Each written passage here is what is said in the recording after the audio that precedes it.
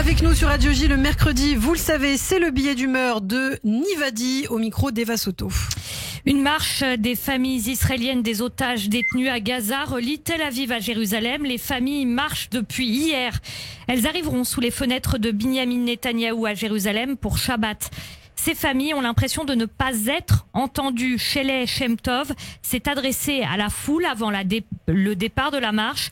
Je ne sais pas si vous pouvez imaginer ce que c'est pour moi de ne rien pouvoir faire pour mon fils. Omer, son fils, 21 ans, est retenu en otage par le Hamas dans la bande de Gaza depuis le 7 octobre.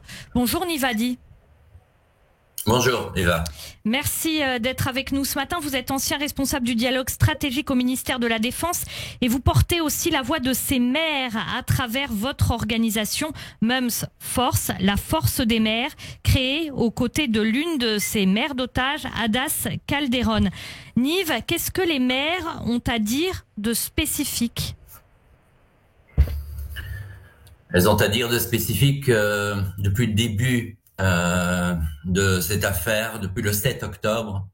Leur vie est vraiment devenue une catastrophe et ce n'est pas seulement à cause de ce qui s'est passé ce samedi noir, mais aussi du fait qu'en fait Israël a décidé de prendre un chemin surprenant peut-être et catastrophique pour elle, qui est en fait un chemin le chemin de la guerre, je dirais, mais aussi de ne pas mettre, même pas en priorité, et pour elle, ça devrait être aussi le seul but, c'est-à-dire de travailler que sur l'affaire des otages. Quand une affaire tellement rare dans le monde se passe, et que des enfants, des bébés, des femmes, des vieux sont pris de cette façon, avec vraiment je dirais, on comprend ce que c'est, on en parle beaucoup de la faille du gouvernement israélien, le lendemain se réveiller, voir que ce n'est pas la seule chose qu'Israël est en train de faire,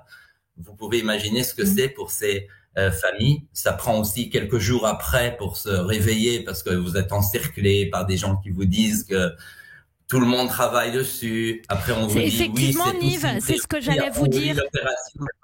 C'est ce que j'allais vous dire. Il y a des déclarations, notamment sur le fait que la priorité, c'est les otages, etc. Donc, pourquoi ces mères... Il n'y a aucune déclaration qui dit. Pourquoi ces mères... Il n'y a aucune déclaration qui dit que c'est la priorité. C'est la priorité en même temps que l'opération militaire. C'est ça qui est dit. C'est sympa. C'est comme, vous savez, on peut pas vivre dans un mensonge quand vous avez des enfants de l'autre côté. D'accord. Tout le monde comprend que ces deux priorités ne peuvent pas marcher ensemble. Maintenant, on comprend bien qu'ils ne sont pas gardés dans un jardin spécial et sympa de l'autre côté, que c'est des brutes, que c'est des terroristes, etc. Alors, mais regardez l'angle avec lequel toute la campagne dans le monde est faite. Regardez l'argent qui est dépensé, un argent public sur la campagne. Elle est quoi la campagne d'Israël aujourd'hui dans le monde ? C'est donnez-nous quelques jours en plus pour démolir le Hamas. C'est pas donnez-nous des jours pour sortir les otages. Ensemble, c'est pas vraiment le but. Alors, est-ce que Israël ne veut pas sortir les otages? Elle a envie de sortir les otages, mais n'a pas du tout envie de payer le prix. Alors, s'ils arrivent maintenant à l'hôpital Shifa ou quelque part d'autre à faire une affaire,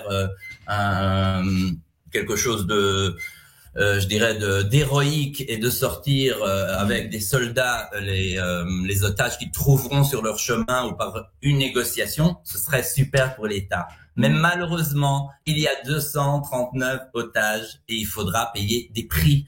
Et malheureusement, ce n'est pas un Gilad Shalit, ce n'est pas un soldat, c'est des personnes qu'il faut sortir vraiment d'urgence. Alors Israël, en parallèle, je dirais maintenant, d'essayer avec toute l'intelligence israélienne qui a eu une faille incroyable, de sortir les otages et pas de démolir le Hamas, elle doit aussi vraiment ouvrir toutes les possibilités et parler, comme elle a déjà fait pendant 15 ans d'ailleurs. Quand on passe de l'argent au Hamas, on parle au Hamas, il faut maintenant faire la même chose pour sortir les otages. Il n'y a rien à faire. Israël, après l'échec du 7 octobre, doit aussi payer un autre prix, ce que les politiciens ici détestent entendre. Nivadi, je rappelle donc votre organisation que vous avez créée aux côtés de Hadas Calderon, elle-même mère d'otages, Mums Force, la force des mères. Je rappelle le site internet. Faut juste dire que je dois juste dire un truc. C'est vraiment peut-être très difficile à entendre pour les auditeurs en France, mais l'intérêt aujourd'hui du gouvernement face à Hadas Calderon, face à d'autres maires, n'est pas le même.